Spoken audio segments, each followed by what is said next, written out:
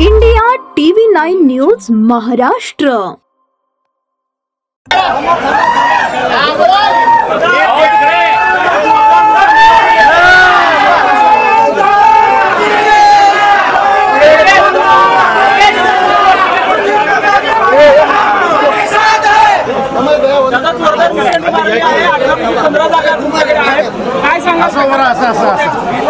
सोलापूर कृषी उत्पन्न बाजार समितीतील हा जो निकाल आहे, हा निकाल म्हणजे आमच्या सगळ्यांवर या शेतकरी बांधवांनी दाखवलेला हा विश्वास आहे। विशेषतः सोसायटीमधील निवडणूक एकतर्फी होती।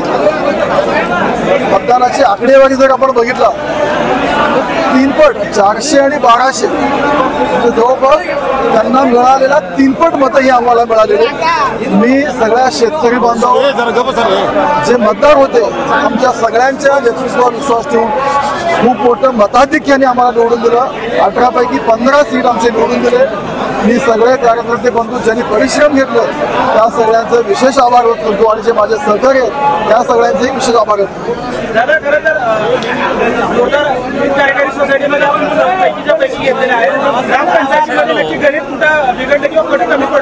त्याच्यावर थोडा आम्हाला सगळ्यांना विचार करावा लागेल। आम्हाला तर ह्या निवडणुकीत 18चे 18 सीट हे अपेक्षित होते।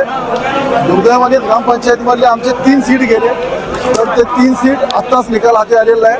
आम्ही सगळे नेते मंडळी त्याच्यावरही आम्ही विचार करू का हे आम्ही कुठं कमी पडू ग्रामपंचायत असं तर ठरवलं व्हायला नको होतं, पण दुर्दैवाने 3 सीट आमचे गेले, त्याच्यावर आम्ही विचार करू।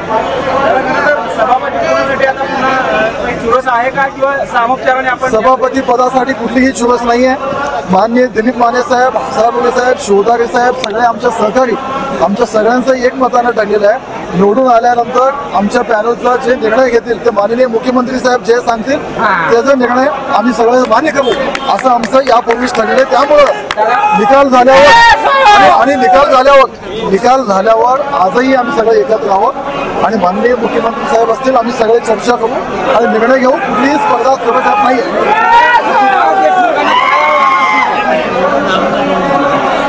सुभाष बापूंना त्यांचे 3 पॅनलचे 3 उमेदवार निवडून आले, त्यांचंही अभिनंदन करतो। जे राजकारणात हार होत असतो, पण इथून पुढे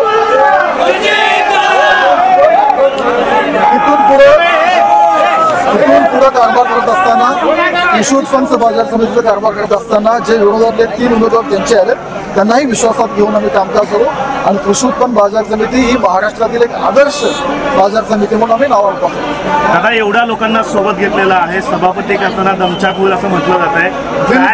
बघा, सगळे प्रमुख नेते येतच आहेत। माने साहेब आहेत, हसापूर साहेब आहेत, शिवदारे साहेब आहेत। आपण त्यांना सगळ्यांनाही विचारा।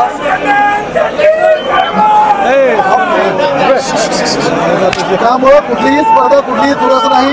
आम्ही सगळेजण एकत्रित येऊन हा निर्णय घेऊ आणि एकदम म्हणजे काय म्हणतो समाजकारण निर्णय होईल, चांगला निर्णय होईल।